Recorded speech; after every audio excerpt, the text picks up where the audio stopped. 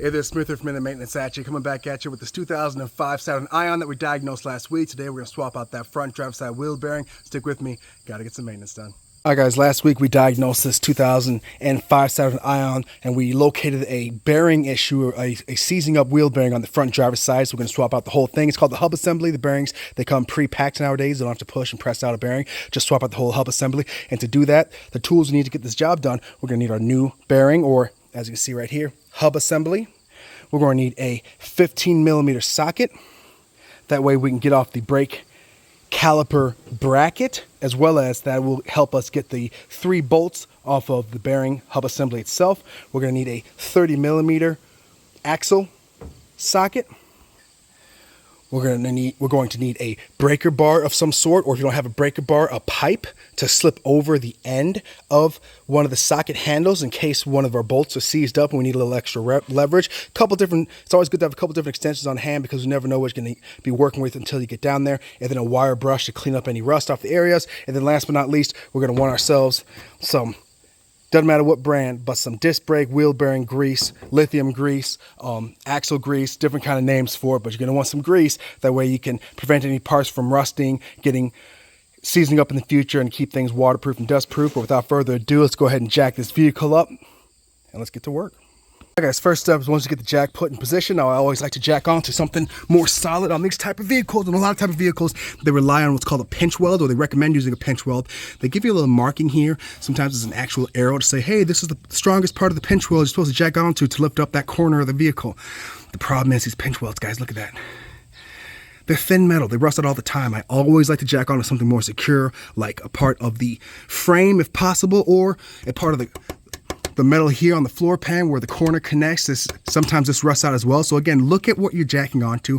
Make sure it's a solid connection. And as you're jacking up the vehicle, if you can watch it, make sure that it's not buckling in, that not a bunch of rust or metals falling off, that's not caving in. That way you know it's a nice, safe connection.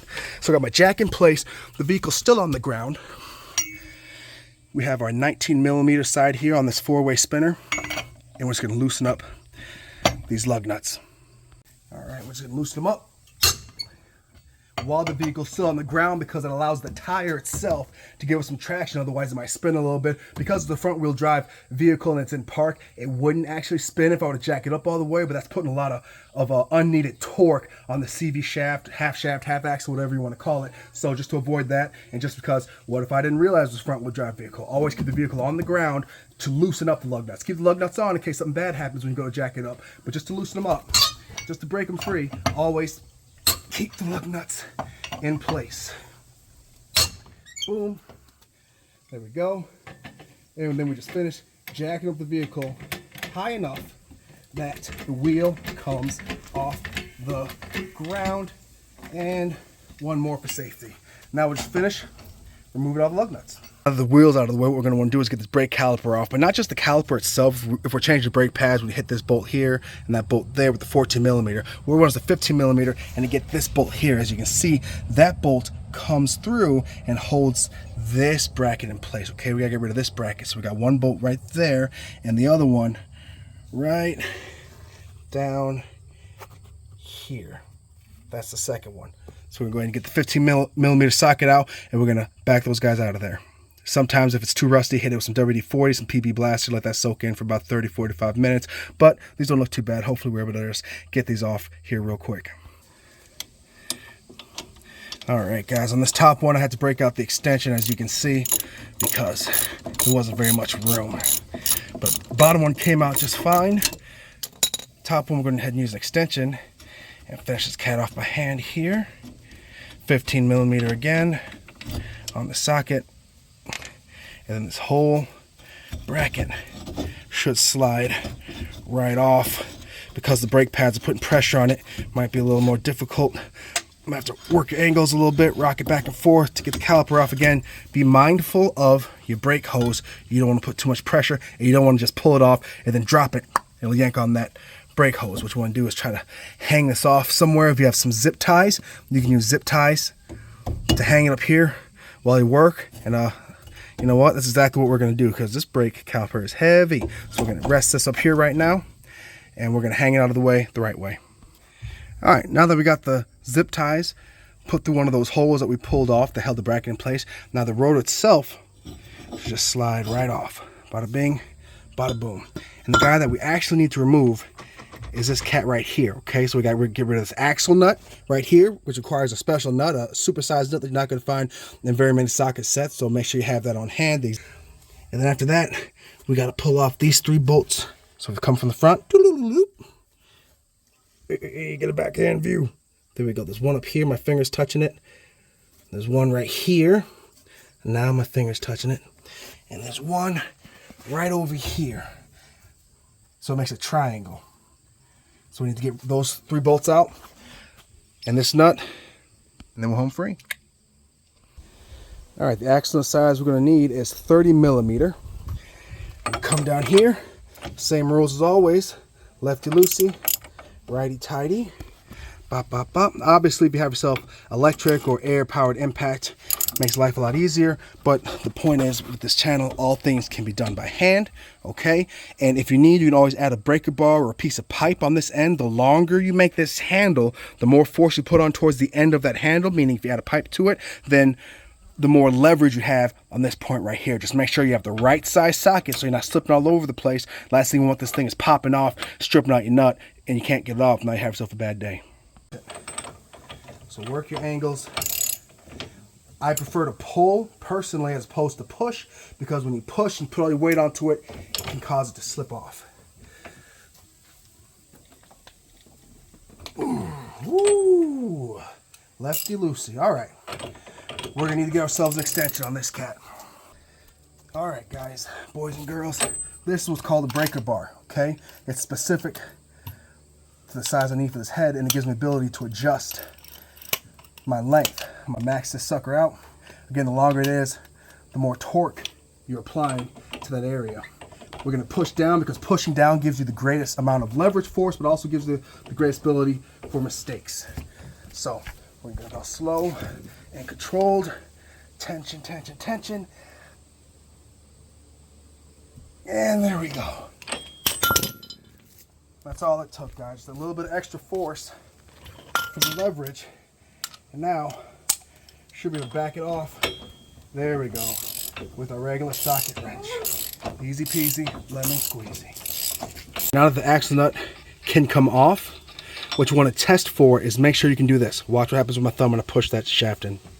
Make sure it has the ability to physically move either by pulling on it or by pushing it. Sometimes the shaft end back here gets seized up. See all the rust there? Okay, sometimes that rust can seize to the back of the wheel bearing where my finger is touching, okay, which means you can't get that shaft out, which means even though you get the wheel bearing bolts off, you're kind of stuck. So what you want to do is, first off, make sure that that thing's free while the wheel bearing is still bolted in case it is rusted in place and you can't get to it. Put your nut back on, okay, just enough so the nut's coming out, and then hit this end with a hammer, sledgehammer, preferably. That way you'll have to give it 1 or 2 decent whacks as opposed to a little hammer. Could be chipping away at it, but hit this thing flush with the hammer to help jar it free. Same thing will go for the wheel bearing later, but that's what you want to do. Then you can back that nut off because you're going to be able to pull that shaft out once we get the bearing down. So now we're moving on to these bearing bolts right back here. First one we're going to hit is that guy right there. All right, guys, these bolts can be pretty stiff themselves, and as you can see, working around this CV shaft right here makes it a little difficult. I had to use an extension so I can get my socket on there, and then went ahead and used the end of one of my hydraulic jacks as like a pipe to give myself more leverage like we did with the breaker bar, because I don't have a breaker bar that fits this particular socket head. So that gives me the ability to really put some leverage on there and work that sucker free. Now that one's loose. We'll move on to this top one, which is right. Let's see if I can get that angle right. Hopefully you guys can see that, because I can't see what you guys see, which is right here where my finger's pointing. I'm just going to keep moving the camera and hopefully we get some angles. Better when you work smarter, not harder. Now I had to use a longer extension on this 15mm to get to this top bolt where you can see it pulls in right there. And I had to use my pipe again, and then you can see it's going to be twisting right out of that end right there. So there we go. I'll go ahead and back this out. And then we only got 1 bolt left. And then we go 1, 2, 3 bolts. They had that thread locker on them, which helped them seize in place or off. Now we got to get this cat off. But look how seized and rusted. You can tell right around here how seized it's going to be. That sucker we're gonna have to give it a couple good whacks with the sledgehammer. All right, we got our sledgehammer here. We're gonna give it a couple good whacks. Sorry about the noise. Let's try to jar her loose. And smack her out towards us if we can. On that side. Don't forget your washer. That goes with the axle nut. Smack her loose. Put that shaft in there so that's out of the way. And just go around the sides. On all sides. Jarring it loose. That's all you do until she pops out. Very simple. Before we go too far, as you can see, it's starting to come off now. The gasket's starting to be exposed.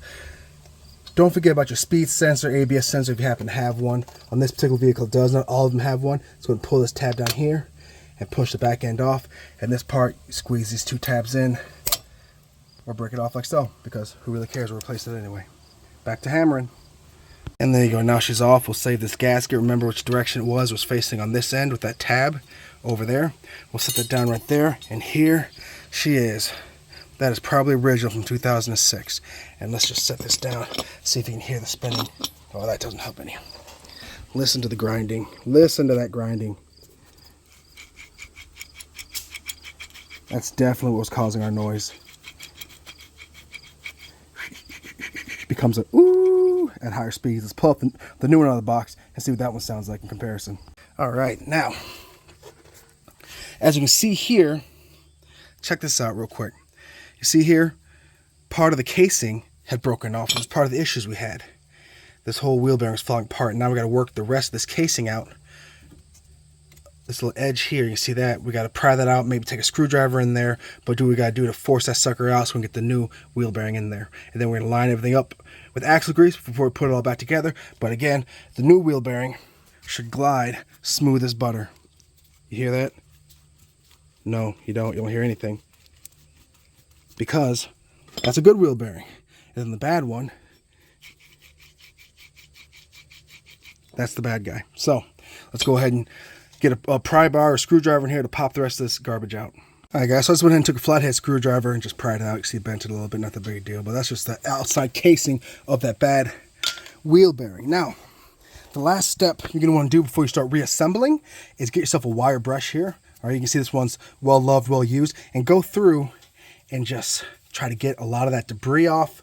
Try to get some of the debris off of the inside there as well as on the shaft here, just so they get better bonding. Go ahead and get off any loose rust. Don't have to spend hours down here, you know, just a quick brief brushing.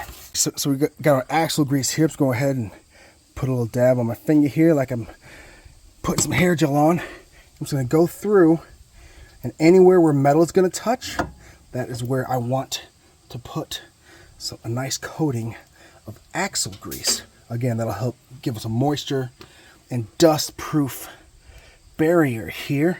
And let me go ahead and show you. I'm going to go ahead and get right here because this part also mates up to the bearing. That way, if we ever got to take it off again in the future, okay, we shouldn't have to worry about it being seized on there. There we go. And now we're ready to reassemble. So first thing we're going to do is we're going to get our gasket metal seal here. Now, sometimes the bearings will come with a new one. This one didn't. So we're going to go ahead and put that cap right back on there. It's going to fall off, but we'll rearrange that here in a second. Go ahead and get our new bearing. We'll remove this little special housing. This doesn't matter. There we go. It's going to snap that off there. And this is going to insert back up in that tab there. So when we get to that point, I'll have to snap that sucker off. But we're going to go ahead and work the sensor through the inside and line the splines up with the splines in there. All right, it's balancing on my leg here, so we'll see how this pans out. It's a little precarious, Whoop. Rookie move through the gasket, and then past the half shaft. Get in there. Get over here. That's Sonic the Hedgehog would say. Okay, come on. Quit embarrassing me. YouTube's watching. There we go. We'll grab the half shaft back here until we line the splines up. And this is just a delicate balance game here. Back and forth, back and forth. Let's see, there we go. Bada bing. And I'm thinking, bada, oh, there we go. We're back in play and we're all made it up. Now the issue was because the speed sensor, there's a little black part on the outside of the wheel bearing that the speed sensor connects to. That way you can check your ABS or speed or whatever. And it was having a dickens of a time sliding past there. I feel like it was a little bit too thick. That's all right. We had to use a little bit of force, a couple smacks with a hammer, just make sure everything went in there. But everything's in there nice and lined up. Now we're going to take our bolts. We're going to reinsert them into the 3 holes. And we're going to hand tighten them down, okay? And then we'll go through with our wrench. Oh, this will be a tough one to get to. Go through with our wrench and finish them off. There we go. Now for those of you who want the torque specs, the torque spec is it's in a German measurement of good and tight. Is how you do it. Always just go good and tight. Those bolts already have Loctite on them, and therefore I'm not going to add any more Loctite because it still had the Loctite on there, so I'm not worried about it. Next thing I'm going to do is snap off the rest of this black retaining clip there so I can slide the new black retaining clip up in there and reconnect the sensor there, the ABS sensor. Bop, bop, bop. Give the old smiggity smack. There we go. So then we're going to go switch hands, slap hands, up and in. Bop, bop, bop, bop, bop. Boom. Tricky dicky, huh? Well, it doesn't want to fix itself. That's all right. Here's what we're going to do. We're going to reattach here. Okay, let's just push in on this one. Pop, pop, pop, pop, pop. Line it up and push. And we're going to find ourselves some handy dandy zip ties to zip tie in place. And we'll call that square. There we go. Zip tied in place for security. We're going to come off. We'll cut that off later once we cut this cat down. We're almost to that point. Next thing up is the washer. Okay, washer. Then the nut. Axle nut goes back on. Again, hand tight first. You can go ahead and give your CV shaft a push. Make sure it's out all the way. And tighten her up in there. If you're worried at some point that, hey, my CV shaft, I don't know if it's aligned appropriately, as you tighten this cat down, okay, we're going to go good and tight on this guy as well. German measurements, good and tight, okay? This will naturally pull the shaft out towards itself as you tighten it down, so don't worry about that. So we'll go ahead and get ourselves our 30mm axle nut, and we'll tighten this by hand. All right, axle nut's tightened back on here. Now for these bolts that held the bearing in place, I wouldn't recommend using whatever leverage bar, torque bar, pry bar you use to help give yourself some extra torque on it to get that bar off. But for this one, I would, because this is the most important part. So make sure that you get this thing nice and tight. Go ahead and toss your breaker bar back on there. Just give yourself a little extra leverage so we get another quarter turn in there. But that sucker's nice and tight. Next thing we're gonna do is slip on the rotor. So the rotor on this particular model doesn't have any sort of special way to go on there. It just slides on. Some rotors have to go on a certain way because of like a set screw that bolts it to the bearing, but not on this one. It's just held in place by the caliper brackets. So now that the rotor's in there in place, we're going to cut this down and slip our caliper bracket back on there. All right, playing balancing act on my leg again. We're going to cut off this extra ear because we don't want that excess laying there just because it looks unprofessional. We're going to go ahead. Angle this camera, cut this sucker here. What? That can go in the trash pile. And now we're going to line it back up onto the rotor. Now it might be a little difficult because you got to get the rotor in between the brake pads here, so you might have to wiggle it a little bit. Try not to knock your brake pads loose. But we'll angle it up. Remember, we had to shimmy it to get it off, so whatever you remember shimmying, maybe you can try to re-shimmy that way. There we go. In place. Whop, whop, whop. And line it up with the holes for the bracket. Now we're just going to go ahead and get our bolts and start feeding them through. 1 and 2. And we're going to do that hand tight. And then we come in with our 15mm wrench to finish it off. All right, bolts have been tightened down. 15mm, same size we used to remove the 3 bearing bolts, and now everything's in place. Last thing to do is to put our tire back on and our 4 lug nuts, and we're good to go. Line up the tire, and then 4 lug nuts go on hand tight first. Everything we do is hand tight first, and then we come in with the implements, and we're going to tighten it down in a star pattern. Pop. Come over here, tighten this guy down till we can't. Then jump over here and keep that process going. All right, guys, moment of truth. Back on the same stretch of road that I was on in the previous video when it came to testing the wheel bearing. So when we went through and we could hear the actual noise, let's go ahead and see if we made a difference. All right, when it was around 30 miles an hour, when the howling noise had started, let's go ahead and shut the AC off so we don't have any distractions. Let's see if that pack of wolves has been evicted.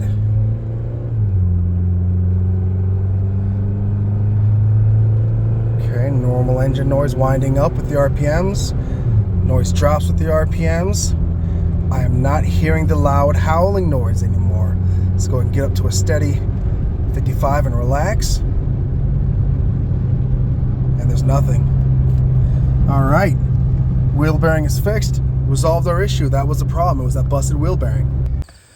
And there you go, guys. In about 30 minutes, we were able to change out the wheel bearing on this 2005 Saturn Ion 3. Now, a couple things to keep note when you're ordering the parts. Make sure that you know which particular model you have, whether it's the red line, the Ion 2, the Ion 3. And then make sure you know whether you have ABS on all four wheels. If you're not sure what that means as far as the sensor, you saw me connect that. Not every vehicle has that on there. If you're not sure if your vehicle needs one, make sure you bring a copy of your insurance card to the auto parts store with you. That way they can run the VIN number and they can tell you exactly which make model you have specifically and which parts you need as well, guys. The biggest problem we ran into on this particular project was just the fact that the wheel bearing was seized on there. Okay, so make sure you have some WD-40 or PB blaster on hand in case you need to soak it that way. If you don't have the strength to power through, some of us do, that's all right. And make sure you have a sledgehammer. Just give it a few love taps all around, just help it work itself out. But guys, pretty simple process, just a couple bolts and a couple tools needed, and you guys can knock it out yourself. As always, any comments or questions, drop those below. Please like, please subscribe, and as always, I hope you find a minute out of your own day to do some maintenance. We'll catch you next time.